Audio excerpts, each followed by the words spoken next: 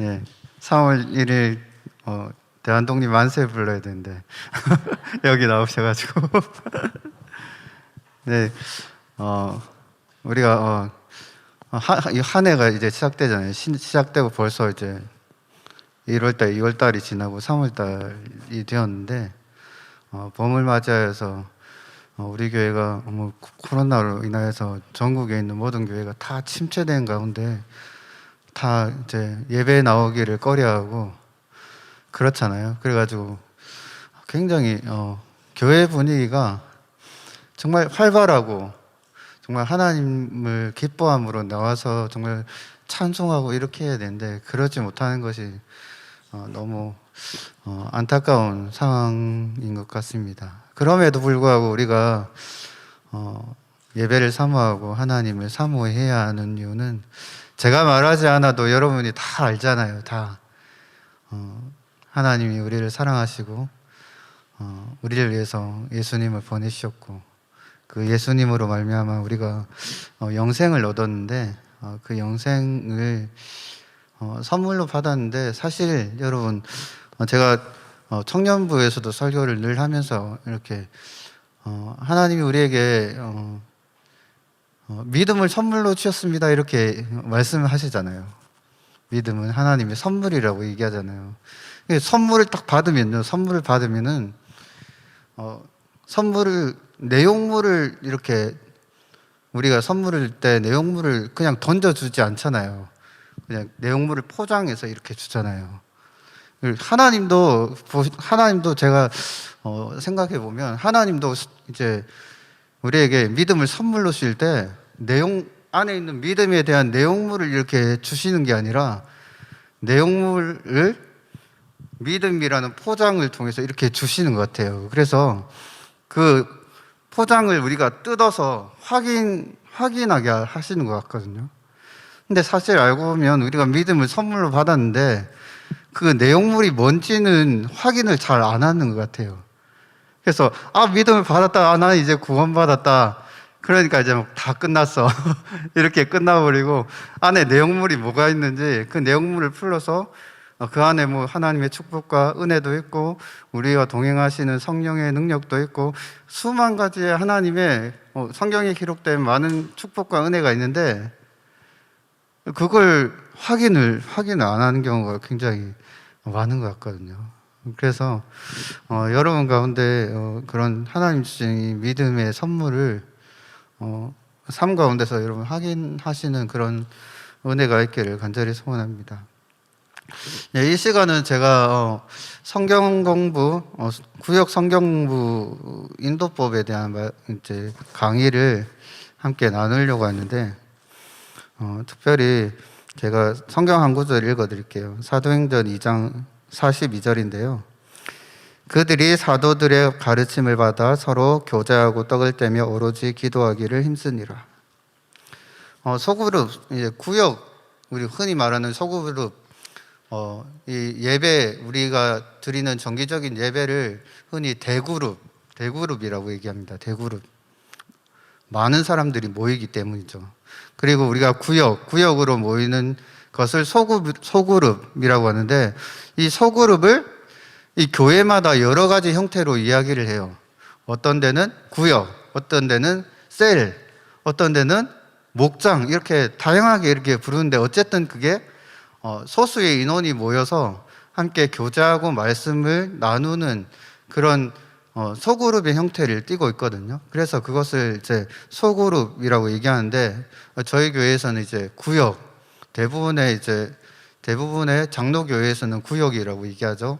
구역이라고 이야기합니다. 그런데 그 구역, 소그룹이 단순히 현대에 들어서 이렇게 생겨난 게 아니라 예수님이 오실 당시부터 이미 시작되었고, 그리고 구약 시대에도 이미 이 소그룹이 있었어요. 소그룹이 있었는데 출애굽기 18장에 보면요, 하루는 이제 모세가 이스라엘 백성들을 이끌고 가나안 땅으로 가는 가운데 보면 이제 모세의 장인인 이드로가 갑자기 찾아와가지고 이제 모세가 이스라엘 백성들을 재판하는 장면들을 이제 목격을 하거든요. 목격을 하는데 이대로 깜짝 놀란 게 뭐냐면 이 모세 한 사람이서 200만이 넘는 이 이스라엘 백성들을 다 하나하나 재판을 하고 있는 거예요. 왜 이래 어리석게 혼자서 다 이 모든 걸 감당하려고 하느냐 고민을 하다가 이제 이야기를 하는 거죠. 너는 너 혼자서 이 모든 걸 다 감당할 수 있겠느냐?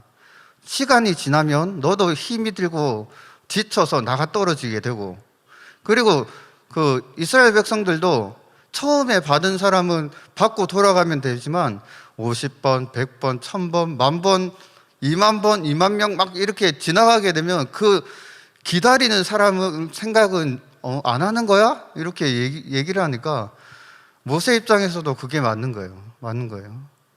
그래서 그렇구나. 그렇게 해가지고 뭐 1000부장, 50부장, 10부장, 100부장 이렇게 딱 나눠가지고 소그룹을 이렇게 나눠서 이제 그 그룹에 있는 장들을 모세가 합당한 사람들을 세워서 그 사람들에게 가르칠 내용들을 이제 지도를 하고 그 사람들이 하나하나 밑에 있는 사람들을 재판하고 가르칠 내용들을 전해주는 그런 방식들을 이제 이드로를 통해서 전수를 받았어요. 그렇게 하니까 이제 모세 입장에서는 굉장히 이제 편해진 거죠. 자기가 처음에는 자기가 그 많은 사람들 다 지도하고 했는데 이제 다 나눠서 이렇게 하다 보니까 굉장히 좋아진 거죠. 근데 신약 시대에 넘어오면요, 예수님이 오셔가지고 이제 복음을 전할 때도 마찬가지로 예수님 혼자서 복음을 처음에는 전했죠. 전하는데 가는 곳마다 예수님이 어떻게 하십니까? 제자들을 한 사람 한 사람 세우시죠. 부르십니다. 베드로를 부르시고 요한을 부르시고 야고보를 부르시고 시몬을 부르시고 이렇게 한 사람 한 사람을 불러서 같이 모여서 교제하면서 떡을 떼면서 이렇게 하나님의 말씀을 일일이 다 가르치시죠. 그 3년의 기간을 보면 예수님이 많은 사람들에게 복음의 말씀을 전하신 것도 있지만 제자들과 항상 같이 하셨거든요. 항상 같이 하시면서 복음을 어떻게 전하는지, 말씀을 어떻게 나누는지, 또 밥 먹는 것도 같이 밥 먹으시면서 대화를 하시면서 어떻게 대화를 하시고 이런 것들 몸소 다 보여주신 거예요. 보여주니까 그걸 다 보고 배운 사람들이 물론 예수님이 떠나기 전까지는 소그룹을 어떻게 해야 되는지 말씀을 어떻게 전해야 되는지 잘 몰랐는데 예수님이 떠나시고 나서 마가다락방에서 성령 충만함을 받고 나서부터는 이제 제가 읽어드린 사도행전 2장에 보면 이제 각각이 흩어져서 각 가정으로 흩어져서 같이 모이기 시작하는 거예요. 모여서 복음의 말씀을 나누고 사도들의 가르침을 받아 서로 교제하고 떡을 떼며 오로지 기도하기를 힘쓰니라. 이렇게 성경이 이렇게 얘기하고 있습니다. 그래서 그 사람들은 하나님의 말씀의 복음이 얼마나 대단한지를 깨달았기 때문에 어떻게 합니까? 자기의 소유를 다 나눠줄 수 있는 거죠. 정말 하나님이 주신 은혜가 내가 가진 소유보다 더 값지고 귀하다는 사실을 알기 때문에 이제는 세상에서 내가 정말 부귀 영화를 누렸던 그것이 아무것도 아니구나. 이것은 하나님이 나에게 주신 그냥 복음, 가장 큰 선물인 복음을 가지고 살아갈 때 일종의 필요한 부수물에 불과하구나 하는 걸 깨달으니까 이것을 내가 가지고 소유하려고 집착하려고 하는 것이 아니라 이제 하나하나 나눠주는 거예요. 부족한 사람들에게 나눠주고 베풀고 하면서 한 그리스도 안에서 한 공동체로서 이렇게 모두가 잘 살 수 있는 그런 환경들을 이렇게 만들어가게 되는 겁니다. 그래서 한국 교회가 이렇게 성장할 수 있었던 계기가 뭐냐? 많은 사람들은 부흥회, 기도회 이렇게 이야기를 하지만 결정적인 계기가 뭐냐면 바로 소그룹입니다. 소그룹. 여러분, 우리나라에서 제일 큰 교회가 어디죠? 네, 여의도 순복음이잖아요. 그래서 여의도 순복음 교회는 재정만 10만 명이 넘죠. 10만 명이 넘는데 그렇게 성장할 수 있었던 이유가 뭐냐면 바로 조용기 목사님의 은사와 그런 말씀의 기적과 그런 것들도 중요했지만 목사님이 그 동역자들과 함께 이제 성도들을 가르치면서 한 사람 한 사람 거기서는 이제 셀이라고 얘기하죠. 셀 구역 이제 소그룹의 지도자를 세워서 그 사람들로 하여금 그곳에서 성도들을 케어하고 말씀을 나누고 또 담임 목사님의 목회 방침과 교회의 방향에 대한 그런 내용들을 이제 구역과 가장 밑에 있는 구역과 구역원들에게 다 미칠 수 있도록 이렇게 다 공유를 한 거예요. 공유를 하니까 모두가 담임 목사님의 1인 체제에서 이제 그게 다 흩어져서 모든 성도들이 교회에 대한 관심과 사랑을 가지고 한 마음과 한 뜻으로 이렇게 하나님의 말씀 속에서 한 마음과 한 뜻으로 이렇게 교회를 섬기고 사랑하고 또 구역원들과 함께 한 마음으로 이렇게 함께 갈 수 있게 된 거죠. 그래서 우리가 설교를 들을 때는 보면 담임 목사님이 일방적으로 이렇게 설교를 하시면 어떤 분은 아멘 하시는 분도 있고 어떤 분은 듣는데 잘 이해가 안 돼서 그냥 지나쳐 버리는 분도 있잖아요. 솔직히 있잖아요. 저도 어릴 때 보면 막 이제 예배에 참석하면 그런 부분이 참 많았거든요. 참 어릴 때는 성경에 대한 지식도 많이 없고 그래가지고 말씀을 들으면 저게 뭐지? 이스라엘에 누가 살았다고 하는데 그 사람이 누구지? 이런 데에 대한 관심이 있었지만 구체적으로 이렇게 가르쳐 주는 사람이 없으니까 그렇다고 담임 목사님한테 막 쫓아가가지고 오늘 주신 말씀이 있는데 이 말씀이 내용이 뭔가요? 이렇게 물어볼 수도 없고 그러니까 굉장히 답답한 거예요. 그런데 이제 부서에 들어가서 말씀을 듣고 또 분반 공부에 들어가서 배정된 이제 선생님과 이렇게 교제하고 말씀을 함께 나누면서 구체적으로 이렇게 이야기를 해주시고 질문을 할 수도 있고 그리고 말씀을 나눌 뿐만 아니라 내 삶도 이렇게 나누면서 성경에서는 이렇게 이야기하고 있어. 네가 지금 부족하고 힘들고 어려운 부분들이 있는데 이 부분들은 성경에서 이렇게 하나님이 이렇게 얘기하고 계시니까 그렇게 하면 하나님이 너의 삶을 인도해 줄 거야. 이렇게 구체적으로 이야기를 해주시니까 굉장히 답답한 가슴이 막 뚫리는 것처럼 이렇게 너무 좋더라고요. 그래서 구역에서도 마찬가지로 그런 부분들이 굉장히 중요하거든요.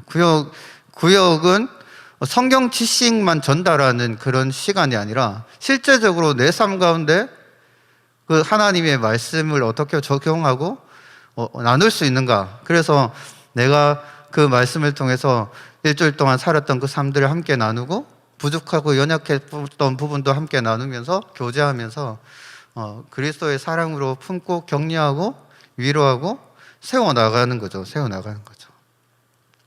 그래서 오늘 이게 여기 프린트에 보면은 그래프가 하나 있거든요. 그래프가 하나 있는데 이 그래프가 뭐냐면 2022년 1월 20일자 기독일보 신문에 기록된 내용인데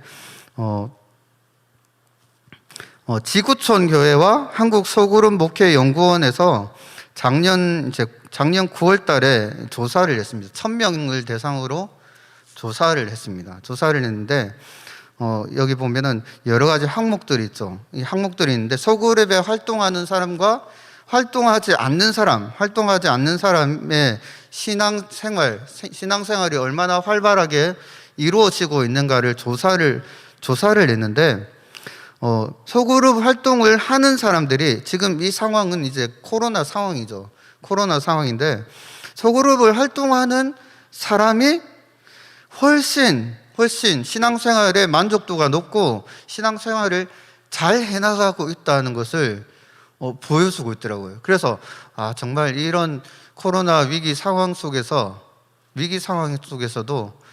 이런 소그룹 활동을 통해서 성도들이 비록 온라인으로 예배를 드려서 직접적으로 만나지 못하고 대면하지 못하더라도 소그룹을 통해서 서로를 연락하고 또 교제하고 이렇게 하면은 충분히 신앙이 얼마든지 성장할 수 있고, 그렇게 성장하게 되면 코로나가 아무리 극성을 부려도 아무리 전쟁의 위기가 찾아와도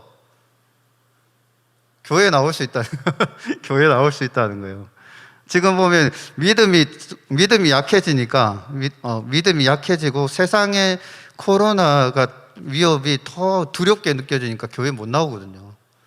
교회에 나왔다가 코로나 걸리면 어떻게, 이렇게 굉장히 두려워하거든요. 그런데 하나님이 지켜주시고 보호해 주신다. 비록 걸린다 해도 하나님이 안전하게 갈 수 있도록 인도해 주실 거라는 믿음이 있으면 교회 나올 수 있는 거죠. 나와서 예배 드릴 수 있는, 충분히 예배 드릴 수 있는 거죠.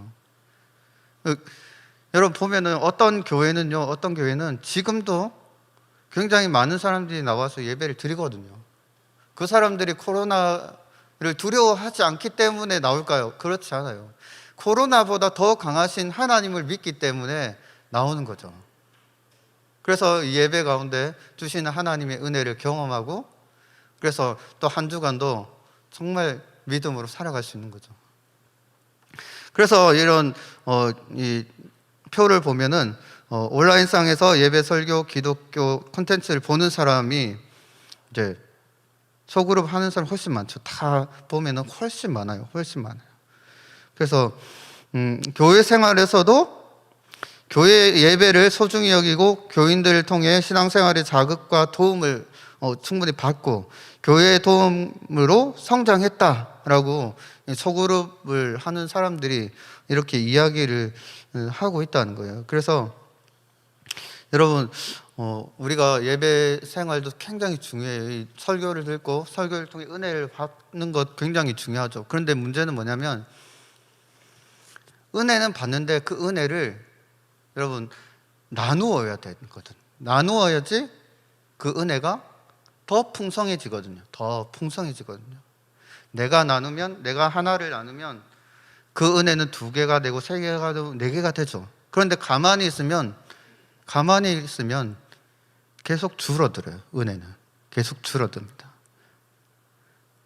그래서 여러분 예전에 이제 주일학교 때도 보면은 이런 찬송이 있었잖아요. 사랑은 참으로 나누는 것 있잖아요. 맞죠? 복음도 마찬가지, 또 은혜도 마찬가지거든요.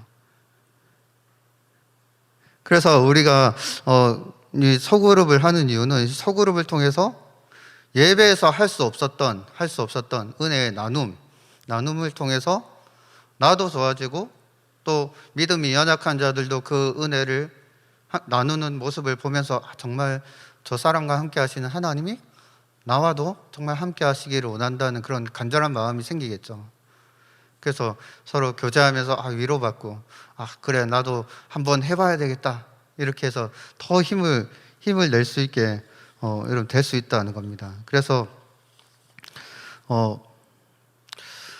이 소그룹을 정착하기 위해서 몇 가지의 과제를 여기서 제시를 하고 있는데, 첫 번째가 우리 교회가 지향해야 할 소그룹의 정체성 혹은 목적에 대한 명확한 설정이 필요하다. 그냥 아무렇게나 이렇게 나와서 세상 이야기만 하다가 돌아가 버리면은 하나님과는 상관이 없는 거잖아요. 세상 사람들도 다 그렇게 모여서 술자리에 모여서 한 직장에서 있었던 모든 스트레스를 다 풀고 이렇게 하고 돌아가지만 결국 다음 날 되면 또 똑같잖아요. 똑같은 일상에서 똑같은 스트레스 받고 해결되는 건 아무것도 없고 그게 계속 반복되죠. 그러나 소그룹은 정확한 이 소그룹이 있어야 할 정체성과 목적이 있죠. 이것을 통해서 하나님의 은혜를 경험하고 내 삶을 나눔으로 통해서 하나님께서 나를 인도하시고 나를 회복하시는 하나님의 은혜를 통해서 내가 점점 더 정체하고 퇴보하는 게 아니라 성장하는 거죠. 성장하게 되는 거죠. 두 번째는 이 소그룹의 정착을 위해서 정말 중요한 게 소그룹 리더, 그 구역장이죠. 교구장, 구역장, 차장, 부구역장, 이렇게 리더로 세워진 사람들의 준비가 정말 중요합니다. 왜냐하면 일반적인 성도들은 그냥 이렇게 일상을 살아가다가 이렇게 그 소그룹이 딱 오거든요. 와서 일주일에 하루 한 번 모여서 이렇게 자신의 연약한 부분들을 풀거든요. 그러면 그걸 위로해 줄 사람이 필요해요. 위로해 주고 성경을 통해서, 성경적인 말씀을 통해서 그것을 격려하고 하나님께로 이끌어 줄 사람이 필요한데, 리더가 먼저 준비되고 영성이 준비되지 않으면 그 이야기를 들을 때에 자기도 힘든데 다른 사람도 케어해 주려고 하니까 얼마나 힘들겠습니까? 그렇게 되면 나중에 이제 연말이 되면 이렇게 얘기를 하는 거예요. 저는 자질이 안 돼서 도저히 다음 해에는 못 하겠습니다. 목사님, 다른 사람 찾아주시면 안 되겠습니까? 이런 이야기를 하게 되는 거죠. 그래서 여러분, 리더를 세워질 때에 이런 교회에서 교육하는 그런 교육 프로그램이나, 그리고 정기적인 예배에 꾸준히 참석하시고 기도에 참석하셔서 자신의 신앙을 업그레이드를 시키셔요. 계속 업그레이드를 시키셔야 됩니다. 그래야만 우리 구역 안에 있는 사람들을 충분히 내가 커버할 수 있습니다. 내가 커버할 수 있어요. 여러분, 우리가 아무리 리더로서 자질이 있어가지고 세워진다고 해도 여러분, 우리는 사람이고 연약하잖아요. 그래서 모든 사람을 커버한다는 게 사실 불가능해요. 사람이 또 사람을 변화시킨다는 자체가 불가능한 일이거든요. 불가능한 일. 그러면 하나님이 왜 나에게 그런 어려운 일을 맡기셔가지고 이 사람들을 케어하고 돌보라고 말씀하시는가? 내가 능력이 있어서가 아니라는 거예요. 내가 능력이 있어서가 아니라 내가 너와 함께 하겠다라고 하나님 약속하시는 거죠. 그러니까 우리는 어떻게 해야 됩니까? 항상 하나님과 가까이 있어야 되는 거예요. 구역장은 하나님과 가장 가까이 있어야 되는 거예요. 그래서 우리가 구역을 인도할 때도 하나님과 가까이 있으면 구역원들이 이야기할 때 그 이야기를 들으면서 하나님이 지혜를 주시고 말씀을 통해서 이끌어 가도록 인도해 주신다는 거예요. 여러분, 우리 여호수아 1장에 보면 여호수아 이야기 너무 잘 알잖아요. 모세가 죽고 여호수아가 갑자기 이스라엘의 지도자가 됐어요. 여호수아 입장에서는 완전히 멘붕이죠. 이제 어떻게 해야 되지? 나는 모세만 따라다니다가 이렇게 있었는데 갑자기 지도자로 세워버리니까 너무 당황해가지고 힘들어하는데 하나님 뭐라고 하십니까? 너는 마음을 강하게 하고 담대히 하라. 좌로나 우로나 치우치지 말고 말씀을 붙잡고 가라. 내가 너와 함께 할 거다. 내가 너와 함께 할 거다. 그러니까 여호수아가 이스라엘 백성들이 가나안 요단강을 건너가지고 가나안 땅으로 들어가잖아요. 할 수 없을 것 같았는데 정말 하게 되는 거죠. 하게 되는 거죠.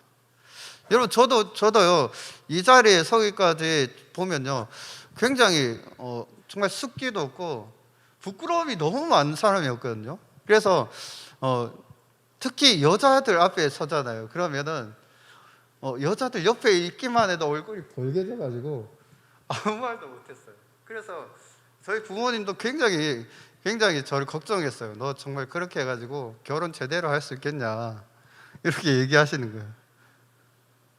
그런데 하나님이 어떻게 하시냐면 계속 제가 앞에 설 수 있도록 기회를 자꾸 주시는 거예요. 기회를. 처음에는 이제 보복되죠. 막 앞에서 무슨 얘기를 할지 모르고 막 보복되고 막 이렇게 하는데, 그 다음에 또 어떻게 하시냐면 찬양 인도를 막 시키는 거예요. 찬양 인도. 찬양도 제대로 못하고 인도 말하는 것도 더 못하는데 앞에 세우니까 어쩔 수 없이 준비는 해야 되고 뭘 하겠어요. 하나님, 이제 그때부터 기도하는 거예요. 하나님, 못하겠습니다. 어떻게 하면 좋습니까? 하면서 준비하고 기도하고 하는데, 이제 앞에 섰는데 세상에 어떤 일이 벌어지냐면 그렇게 말 못하던 애가 말을 하고 있는 거예요. 내 정신이 아닌 거예요. 말을 하고 있는 거예요. 그렇게 찬양 못하던 애가 찬양을 하고 있는 거예요. 찬양 인도를 하고 있는 거예요. 깜짝 놀랐죠. 저도 하면서 이게 내가 하는 게 맞나 아니가 막 그러면서 막 이렇게 있는 거예요.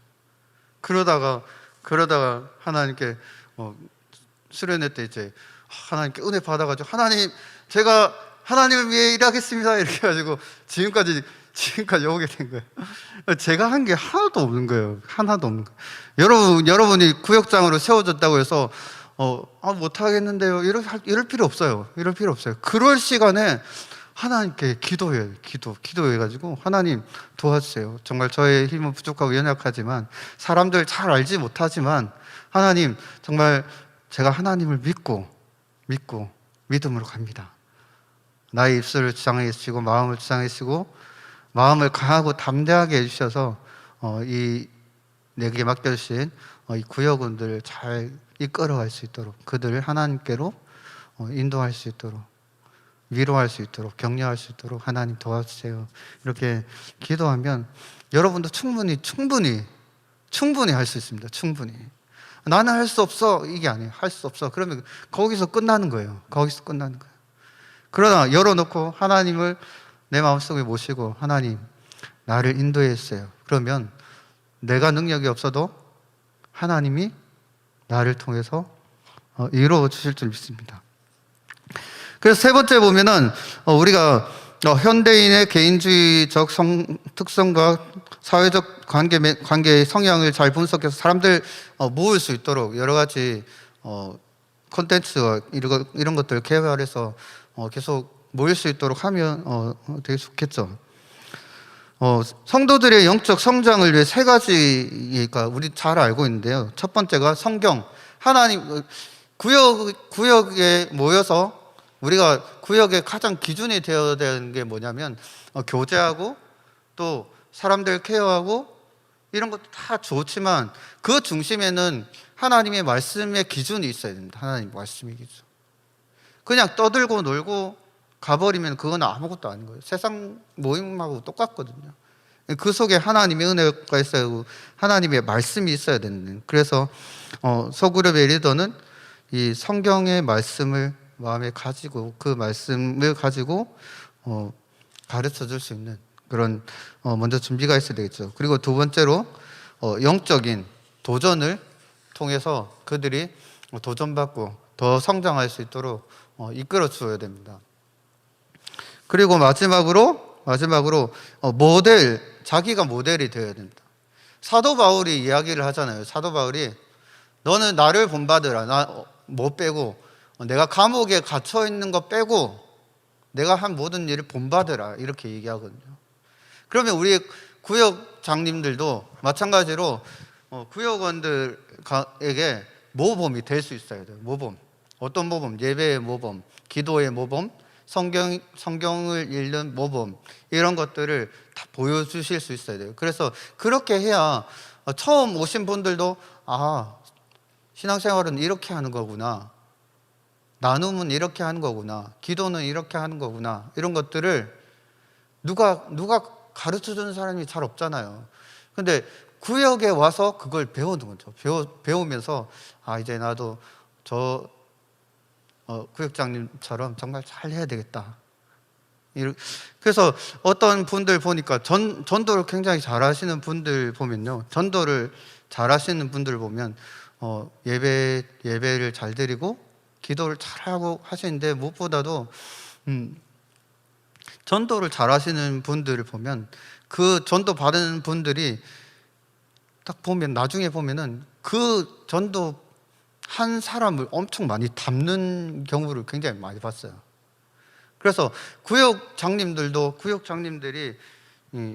어떤 분이냐에 따라서 그 구역의 색깔이 거의 결정된다고 볼 수 있어요. 거의 결정된다고.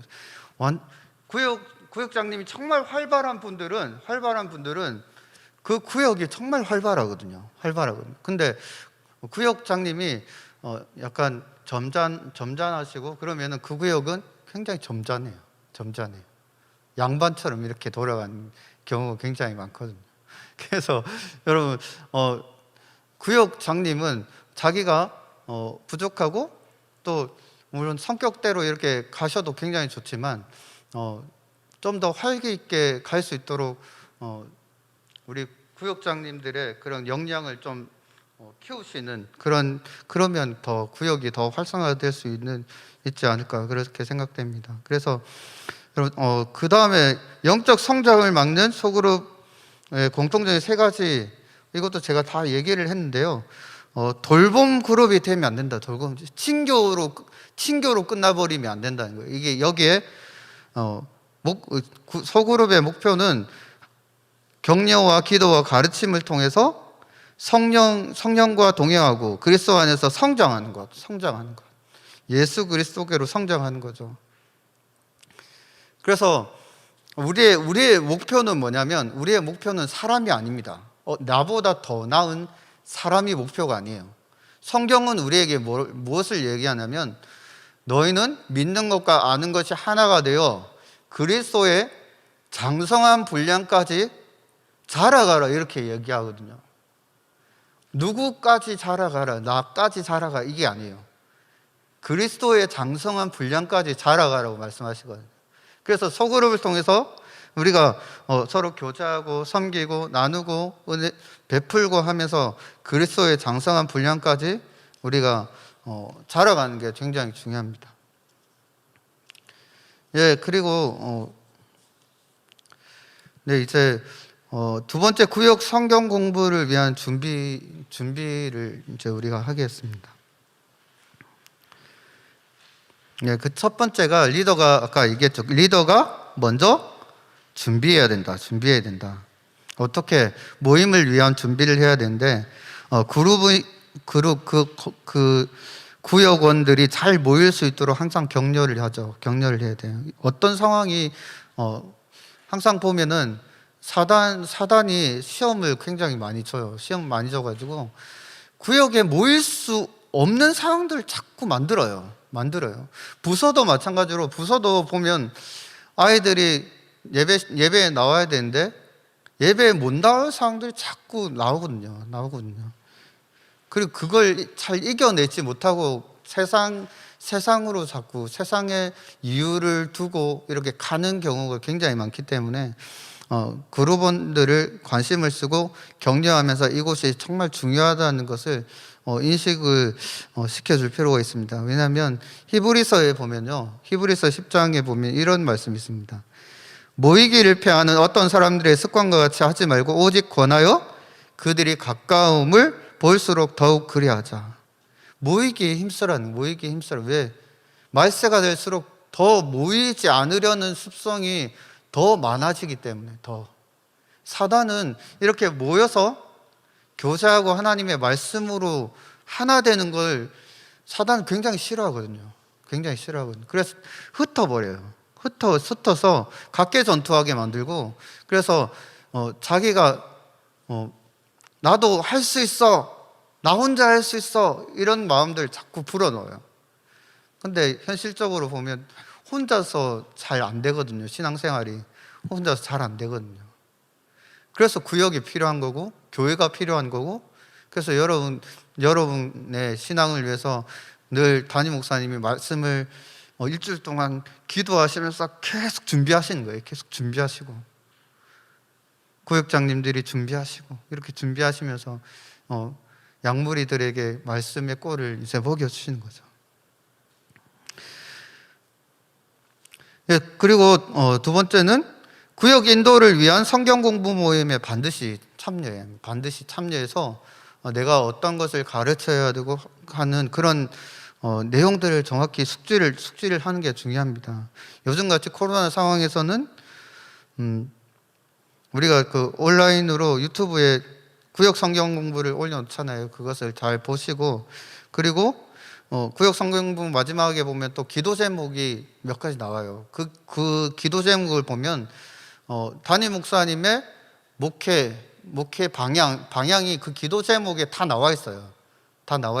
그래서 그 기도 제목을 보시고 같이 기도하시면서 교회가 지금 이런 방향으로 나가고 있거나 하는 것을 같이 기도하시면서 그것을 또 구역원들에게 함께 공유하면서 같이 기도하는 시간들을 가지면 우리가 교회의 방향과 구역의 방향과 그리고 온 성도들의 방향이 하나로 모아질 수 있거든요. 하나로 모아질 때 하나님의 역사가 우리 교회 가운데 강력하게 이루어지기 때문에, 그래서 여러분 하나 되는 것이 굉장히 중요합니다. 그래서 예수님이 우리 말씀하시죠. 성령이 하나 되게 하신 것을 힘써 지키라, 이렇게 말씀하셨잖아요.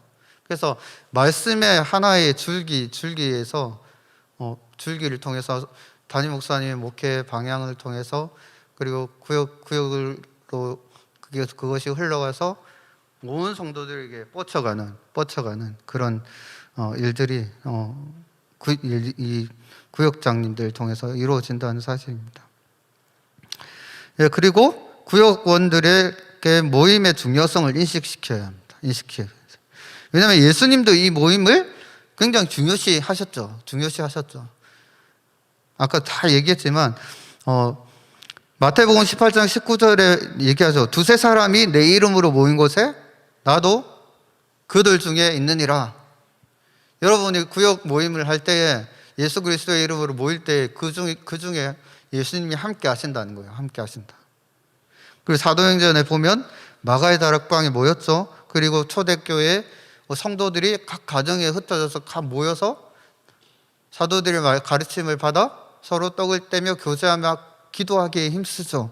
이런 성경의 내용들을 보면 구역이 이 소그룹을 굉장히 중요하게 지금 여기고 있다는 사실을 우리가 잘 알 수 있습니다. 그래서 모이기에 힘쓰기 위해서 이 구역원들에게 모임의 중요성을 인식시켜야 합니다. 그러면 실제적인 준비에서 제가 다 얘기를 했죠.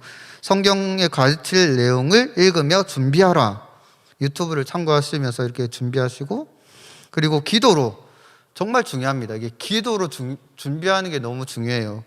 자신이 가르칠 내용과 모임을 위해서, 모임이 정말 하나님의 은혜 속에 잘 진행될 수 있게 달라고 기도해야 되고, 그리고 또 정말 중요한 게 구역장님들은 구역원들을 위해서 반드시 기도해야 됩니다. 한 사람도 빠짐없이 반드시 기도해야 돼요. 여러분, 기도가 좀 별거 아닌 것처럼 보이지만 우리가 기도할 때에 하나님이 역사하십니다. 하나님이 역사하셔서 내가 그 사람들에게 일일이 찾아가서 보살피고 어떻게 지냈냐 이렇게 일일이 다 할 수 없잖아요. 여러분, 우리 자녀들에게도 마찬가지예요. 자녀들이 어디에 가서 무슨 일을 할지 어떻게 알 수 있어요? 내가 일일이 쫓아다니면서 할 수 없어요. 그러나 하나님은 어디에나 계시잖아요. 어디에나 계시잖아요. 우리가 기도할 때에 물론 우리 기도 때문은 아니지만 우리의 기도를 하나님 분명히 사용하시거든요. 우리가 기도하면 그 기도를 정말 응답하시는 하나님께서 우리의 자녀들을, 그리고 우리의 구역원들을 세심히 하나님이 살피시고 마음을 살피셔서 닫힌 환경을 열어주시고 길을 인도해 주셔서 하나님이 뜻하신 바대로 갈 수 있도록 하나님이 지도하신다는 거예요. 하나님이 성령을 통해서. 근데 우리가 그런 관심과 기도가 없으면은 일주일 동안 어떻게 살았는지도 잘 모르고 일주일에 한 번 모여가지고 이렇게 얘기하면 얼마나 분위기가 막 서먹서먹하겠습니까? 여러분, 기도하고 모인 것과 기도하지 않고 모이는 이 모임은 그 질이 완전히 달라집니다. 완전히 달라지거든요. 기도하고 딱 모이면 매일 모인 것처럼 너무 반갑고 좋아요. 근데 기도 안 하고 이렇게 모이잖아요. 그러면은 얘가 어떻게 살았는지 또 모르니까 또 처음부터 다시 시작해야 되는 거예요. 성도님 어떻게 살았습니까? 뭐가 힘들었습니까? 뭐가 좋았습니까? 이렇게 하나하나 일일이 다 물어봐야 되고 그 힘든 것을 공감할 수 없기 때문에 또 그게 너무 구역장 입장에서는 굉장히 그게 힘들거든요. 근데 항상 이제 구역장님들이 구역원들을 위해서 기도를 하면은 한마디를, 구역원이 자기의 상처와 아픔을 한마디만 얘기를 해도 그게 공감이 돼요. 공감이 되거든요. 그래서 같이 아파하고 그래 그랬지. 형 하나님 너와 함께 하실 거야. 이 한마디가 성도들에게 구역원에게 위로가 되는 거예요. 위로가 되거든요.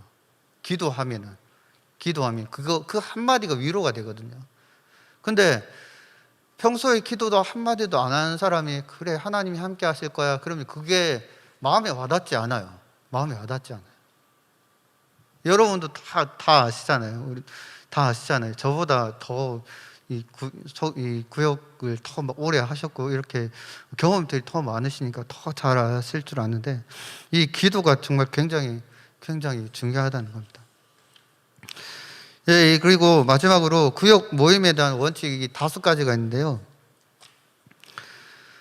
첫 번째가 기도로 시작하십시오. 5가지 원칙인데 기도로 시작하십시오.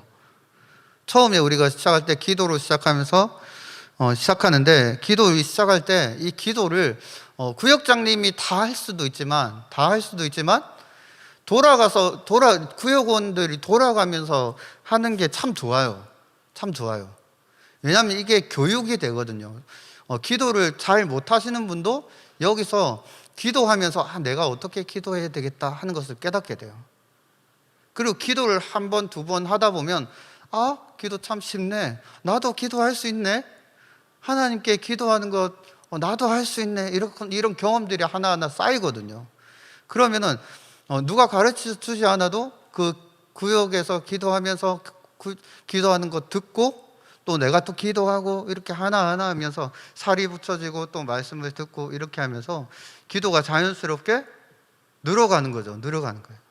누가 가르쳐 주지 않아도 그곳에서 기도가 늘어가는 거예요. 그래서 또 거기서 또 내가 삶의 나눔을 하면서 내가 이런 기도를 했는데 하나님이 이렇게 인도하셔서 이런 이야기를 또 들으면 도전이 돼가지고 그럼 나도 또 그런 기도를 해야 되겠다 이런 생각을 가지게 되거든요.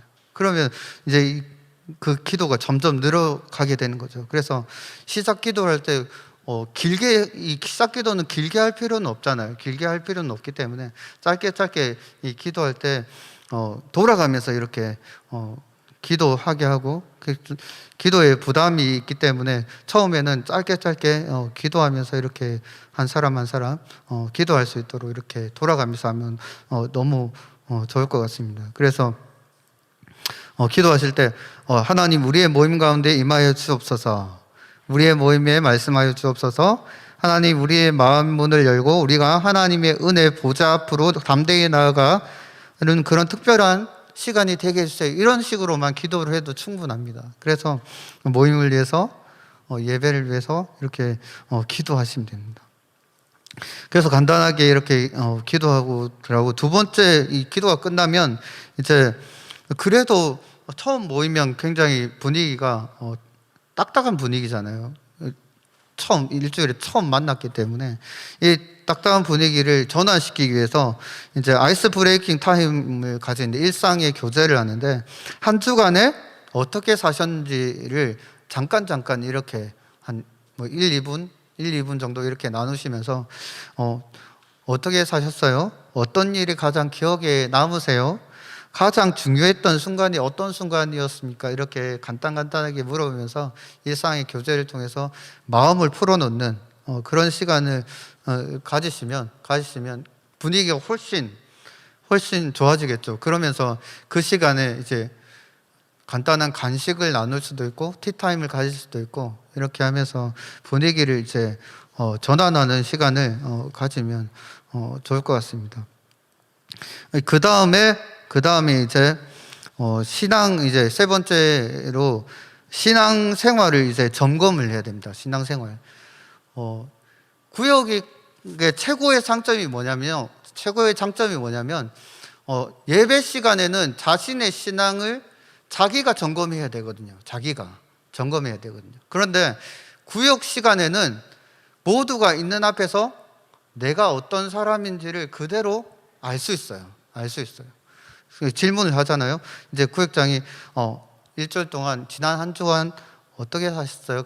어떤 경건의 삶을 사셨어요? 말씀은 얼마나 읽으셨어요? 기도는 어떻게 하셨어요? 이렇게 하나하나 질문을 하시면 나는 바빠서 잘 못했어요. 기도했는데 이런 기도를 했어요. 그런데 이런 기도를 하니까 나의 부족함을 알게 되었고 그 부족함을 채우기 위해서 이런 노력들을 했습니다. 이렇게 이야기를 하면 정말 자신이 일주일 동안 하나님과 어떻게 동행했는지, 어떤 신앙생활을 하고 갔는지, 나의 신앙 상태가 지금 어떤 단계에 있는지를 그대로 알 수 있는 거죠. 그대로 알 수 있는 거죠. 그래서 이런 질문을 통해서 자신의 삶을 돌아보고 또 공동체 구성원들의 신앙 상태를 보면서 같이 위로하고 격려하면서 이끌어주고 또 밀어주고 이렇게 하면서 더 도전해주는 그런 시간들을 가질 수 있다는 거죠. 그리고 네 번째 정말 중요한 시간인데 성경 공부, 이 구역 성경 공부를 이제 들어가는 거예요. 들어가는데 이 중요한 것은 이 성경 공부 시간이 단순히 지식만 전달하는 시간이 아니라는 거죠. 지식만 전달하는 시간이 아니고 이 시간에 말씀을 통해서 자신을 돌아보고 하나님의 은혜를 나누고 그리고 삶으로 적용하는 것. 나는 그러면 어떻게 이 말씀을 내 삶에 적용할 수 있을까? 그것을 나누는 게 굉장히 중요한 겁니다. 그래서 말씀을 듣고 되새김질 해 나가는 것이 중요합니다. 그래서 이것을 통해서 이제 성경을 나누시고 맨 마지막에 구역장님들이 받은 은혜를 마무리하면서 나누어 주시고 그리고 이제 어떻게 살 것인지 이제 그러면은 이 말씀을 받았는데 각자에게 받은 그 말씀들, 은혜들을 함께 나누면서 일주일 동안 나는 이렇게 말씀을 따라서 이렇게 살겠습니다. 이렇게 한마디씩 하면은 그 말씀을 가지고 이제 마무리 기도를 하는 거죠. 마무리 기도. 하나님 이렇게 우리가 이 구역 성경 공부를 통해서 이런 이야기를 나누고 결단의 내용을 함께 나누는데 하나님 한 주 동안 살아갈 때에 우리 구역원들이 이렇게 살아갈 수 있도록 하나님 인도해 주세요. 이렇게 함께 나누시면 우리 이 구역 모임, 이 성경 공부 모임이 굉장히 풍성하게 나눠질 수 있을 것 같습니다. 그리고 이렇게 마무리 기도하실 때 같이 교회를 위해서, 국가를 위해서, 개인의 우리 구성원들을 가정과 자녀들을 위해서 함께 기도하는 시간들을 마지막으로 이렇게 가지면 이 성경 공부를 통해서 더 풍성한 하나님의 은혜와 기쁨이 충만해질 것 같습니다. 그래서 여러분 코로나 상황 가운데서 비록 우리가 잘 모이지 못하는 그런 상황 가운데 있지만 충분히 우리가 모이면 또 모일 수 있거든요. 그래서 상황이 어렵다고 모이지 않는 것이 아니라 정말 최대한 모일 수 있는 방법들이 충분히 있기 때문에 어떤 구역은 보니까 또 온라인으로 줌으로 해가지고 모이는 분들도 있고 또 어떤 분들은 가정에 잠깐 모여서 이렇게 교제하는 분들도 다 계시던데 여러분 그런 이 소그룹 구역 모임이 정말 중요하다는 사실을 기억하시고 이 구역 모임을 통해서 더 풍성한 은혜, 하나님의 은혜와 기쁨이 충만하시기를 간절히 소망합니다. 네, 마치겠습니다.